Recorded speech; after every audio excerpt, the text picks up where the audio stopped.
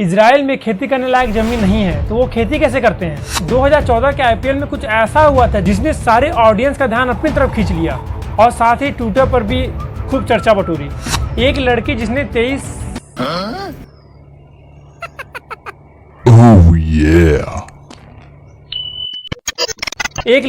23 साल की उम्र में मार दिए थे 100 से ज्यादा आईएसआईएस आतंकवादियों को।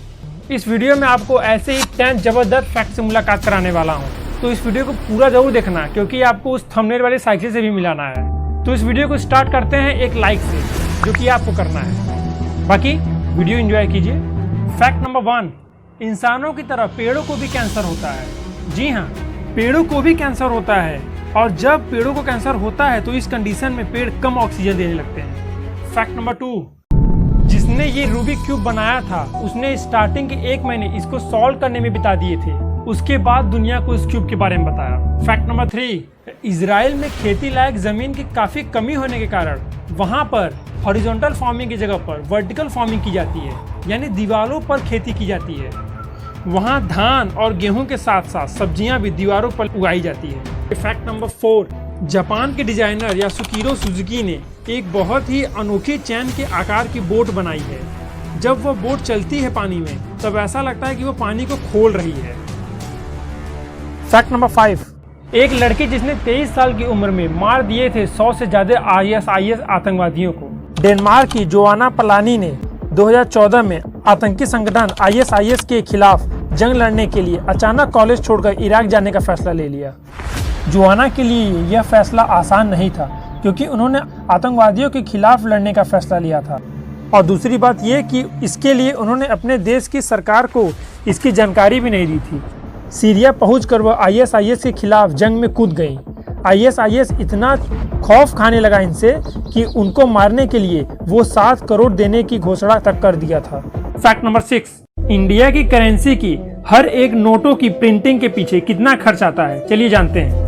10 रुपीज के नोट को छापने में यानी प्रिंट करने में 1.01 रुपीज से खर्च आता है। वही 20 रुपीज के नोट को प्रिंट करने में 1 रुपीज से खर्च आता है। 50 रुपीज को छापने में 1.01 रुपीज का खर्च आता है। 100 रुपीज को प्रिंट कराने में 1.51 रुपीज का खर्च आता है। 500 रुपीज के नोट को प्रिंट कराने में 2.57 रुपीज का खर्च आता है और 2000 के नोट को प्रिंट कराने में 4.18 रुपीज का खर्च आता है। इन सभी नोटों की प्रिंटिंग प्राइस भले ही 5 रुपीज के अंडर ही है, लेकिन 100 रुपए की वैल्यू 100 रुपए है और 2000 की 2000। फैक्ट नंबर 7, 2014 के आईपीएल में कुछ ऐसा हुआ था जिसने सारे ऑडियंस का ध्यान अपनी तरफ खींच लिया। 2014 के आईपीएल में मुंबई इंडियंस और रॉयल चैलेंजर्स बेंगलुरु के बीच मैच हो रहा था।